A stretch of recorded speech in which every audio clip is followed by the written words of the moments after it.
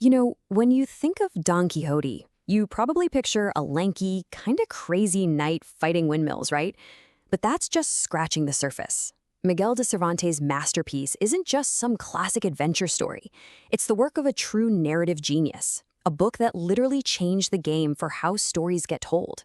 So today, we're going to pull back the curtain and deconstruct how Cervantes built this incredible world of madness, reality, and, believe it or not, fiction that knows it's fiction. Okay, so picture this. You're standing on a dusty plain somewhere in La Mancha, Spain.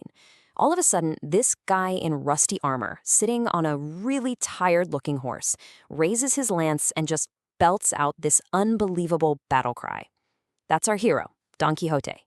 And in his mind, he is about to charge into the single greatest battle in the history of the world. From Don Quixote's point of view, what he's seeing is absolutely epic. He sees two massive armies about to collide, led by these legendary emperors. He can literally hear the horses neighing, the trumpets blaring, the drums rolling.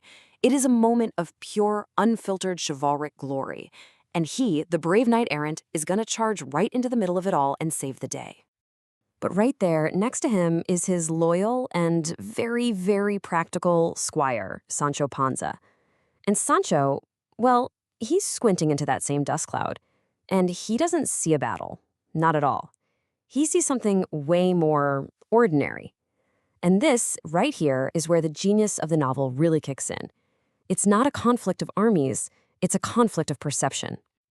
So, this one famous scene, it perfectly captures the central theme that runs through the entire book. This epic, ongoing clash between idealism and, well, reality.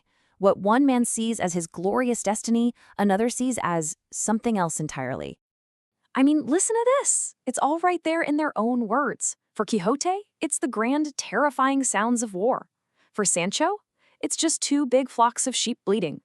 This contrast is brilliant. And yeah, it's hilarious, but it's not just a punchline. Cervantes is showing us that reality isn't this fixed, solid thing. It's something we filter through our own beliefs, our own desires, and yeah, our own brand of madness. So if the story is always asking what's actually real, the next big question has to be, how do you even write a story that can hold these two completely opposite realities at the same time? Well, this is where Cervantes starts to break all the rules of storytelling that existed back then. You see, to tell a story this complicated, Cervantes couldn't just use a simple, all-knowing narrator. No way. Instead, he built the story like an onion, with all these different layers of authors and translators that basically force us, the readers, to question everything we're being told. It sounds like such a simple question, doesn't it? But with Cervantes, nothing is ever that simple. The narrator of the book, let's just call him narrator number one, he actually claims he's not the original author at all. He says he just found the manuscript by chance. And here's the first layer of this crazy game. Our narrator introduces us to this supposed true author, an Arab historian named Ceday Hamate Benjeli. All of a sudden, we're not reading a novel anymore. We're told we're reading a translation of a historical document, which is a clever way to give it this fake sense of authenticity. But get this, as soon as he introduces this supposedly truthful historian, he immediately starts to cast doubt on him. He questions Benjeli's biases, suggesting that, as an enemy of the Spaniards, maybe the historian left some stuff out or even changed the facts. He's telling us right from the start, don't even trust the source material I'm giving you. Okay, let's just map this out so it's clear. At the top, you have Cervantes, the actual author. He creates a fictional narrator who says he's just a translator. This translator is working from a manuscript written by another fictional character, the historian Sai Hemati. And then all of that gets filtered through the completely subjective, totally different points of view of the characters themselves. It's an absolute masterclass in how to create an unreliable narrator. Now, if you think those narrative layers are mind-bending, hold on. Cervantes takes it one astonishing step further.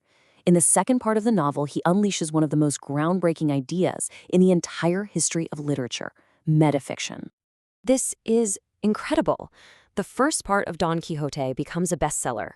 Inside the world of the second part, Don Quixote and Sancho Panza literally become celebrities. They start meeting people who've read all about their adventures, the sheep, the windmills, the whole shebang.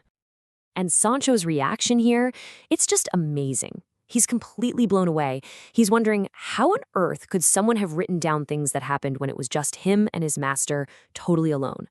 For a fictional character, it's this terrifying existential moment. He's grappling with the fact that his life is quite literally an open book.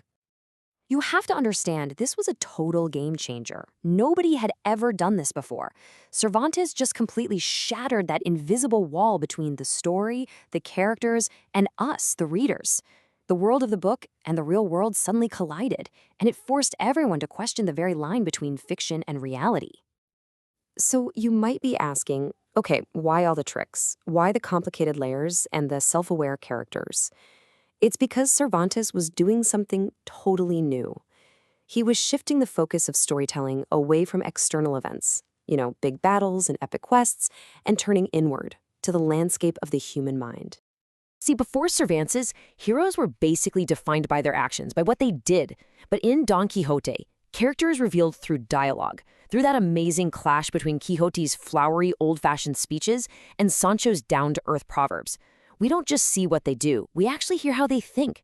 The real adventure isn't happening out on the plains of Spain, it's happening inside their heads. And that's the big takeaway here. This deep dive into psychology, this focus on the internal lives and subjective experiences of ordinary people, well, that's what defines the modern novel. Cervantes basically wrote the blueprint for everything that came after. So, what does a 400-year-old book about a mad knight have to do with us today? The answer? Pretty much everything. Cervantes' crazy ideas didn't just stay in the 17th century. They became the bedrock of modern storytelling. I mean, think about it.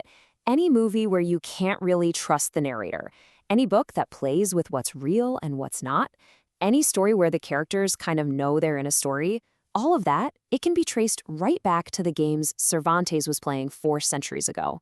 He taught us that how a story is told is just as important as the story itself. Which leaves us with one last thought.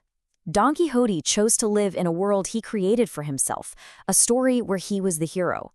And in an age where we all kind of curate our own realities online, telling our own stories every single day, maybe the line between his noble madness and our own lives isn't quite as clear as we like to think.